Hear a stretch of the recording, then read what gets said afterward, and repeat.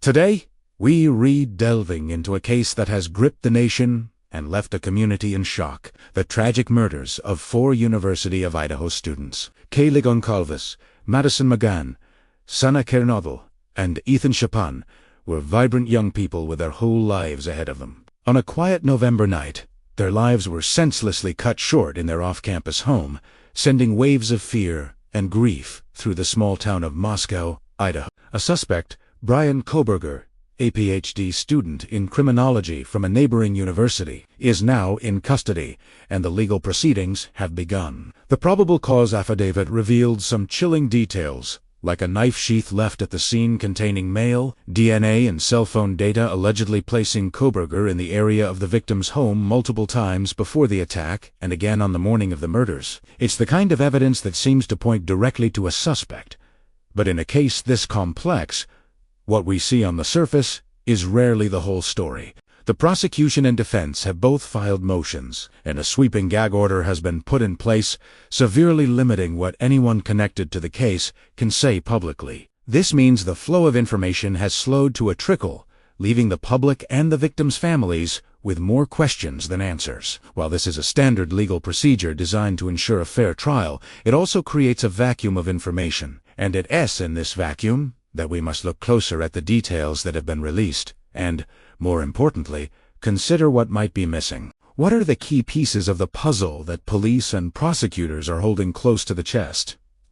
Let's break it down. First, let's talk about the timeline. The affidavit lays out a chilling sequence of events based on cell phone data and surveillance footage. We know the murders occurred in the early morning hours of November 13th, but there are still gaps. For instance, the affidavit mentions a surviving roommate, identified as DM, who saw a figure in black clothing and a mask inside the house around 4:17 a.m. She described the man as 5'10" or taller, not very muscular, but athletically built with bushy eyebrows.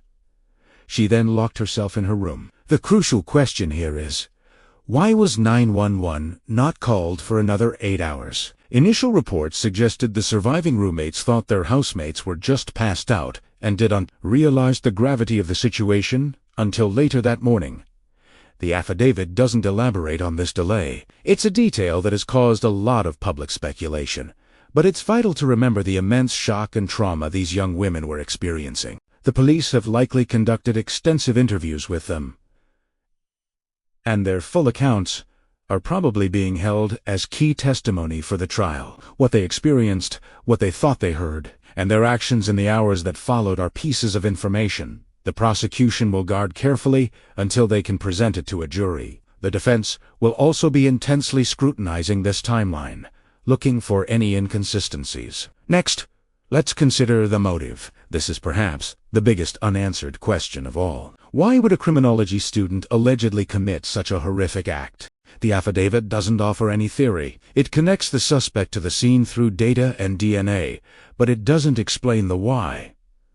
Was this a random act of violence, or was there a connection between Koberger and one or more of the victims that we do not know about yet? There have been reports and online rumors suggesting Koberger may have interacted with the victims at a local restaurant or online, but nothing has been officially confirmed by law enforcement.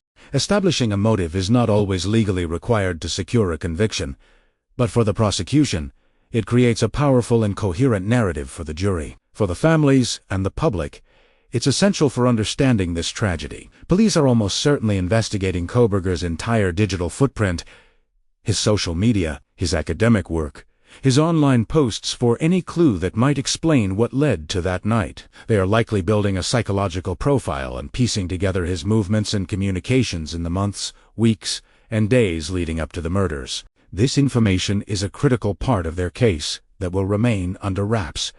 Then there's the weapon. The police have confirmed the victims were attacked with a large, fixed-blade knife. The affidavit mentions the discovery of a tan leather knife sheath on the bed next to one of the victims, which had Kobar USMC and the U.S. Marine Corps Eagle Globe and Anchor insignia stamped on it. The DNA found on the button snap of that sheath was a major breakthrough, linking it to Kobar. However, the murder weapon itself has not been found. Where is the knife? Did the suspect dispose of it somewhere between Moscow, Idaho, and his home state of Pennsylvania, where he was arrested? Law enforcement officials have conducted extensive searches along the route he drove, but so far they've come up empty. Finding the weapon would be a massive piece of physical evidence for the prosecution. Its absence, on the other hand, is a point the defense will surely highlight. The police are not going to publicize their ongoing search efforts or any leads they might have about the weapon's location.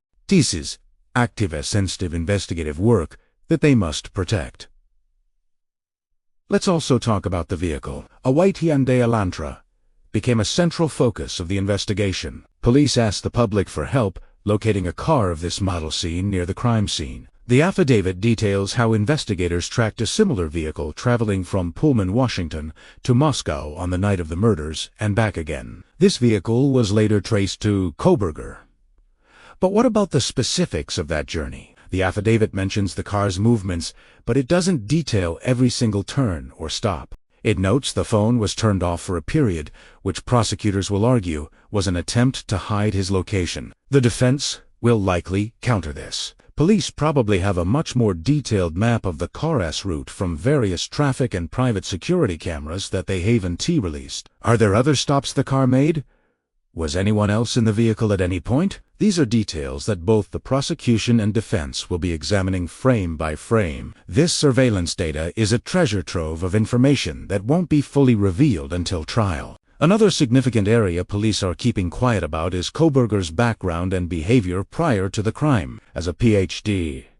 student studying criminology and criminal justice, his academic interests are unsettling, to say the least. We know he had once posted a survey on Reddit asking for help from ex-convicts to understand how emotions and psychological traits influence decision-making when committing a crime. What else did he study? What were his interactions like with his professors and fellow students at Washington State University?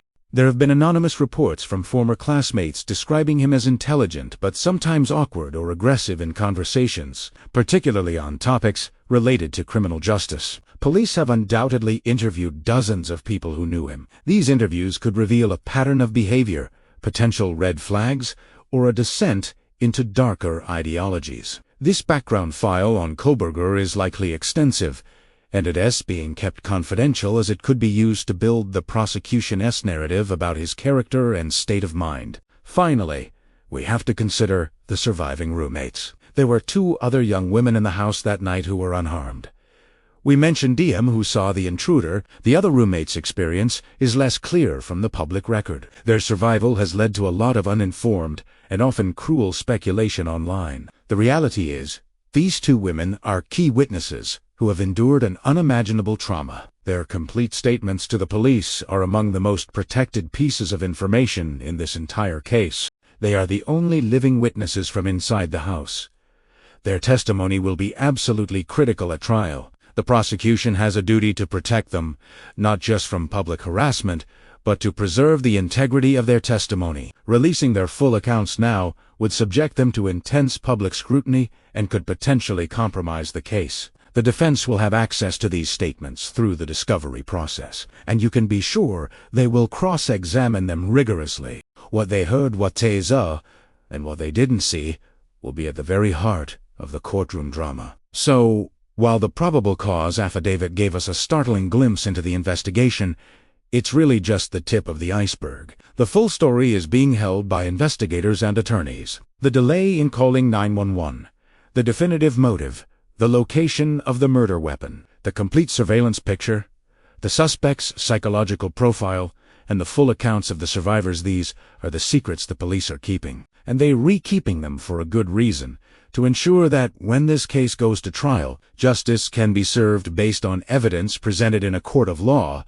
not in the court of public opinion. The families of Callie, Madison, Shauna, and Ethan deserve that much. This case is a heartbreaking reminder of the fragility of life and the devastating impact of violence. As we continue to follow the legal process, it is important to approach the information with a critical eye and have compassion for everyone affected by this tragedy. Thank you for watching. It's a difficult topic, and I appreciate you taking the time to understand its complexities. If you found this breakdown helpful, Please consider liking the video and subscribing to the channel for more deep dives into important cases. Stay safe out there, and we'll see you in the next one.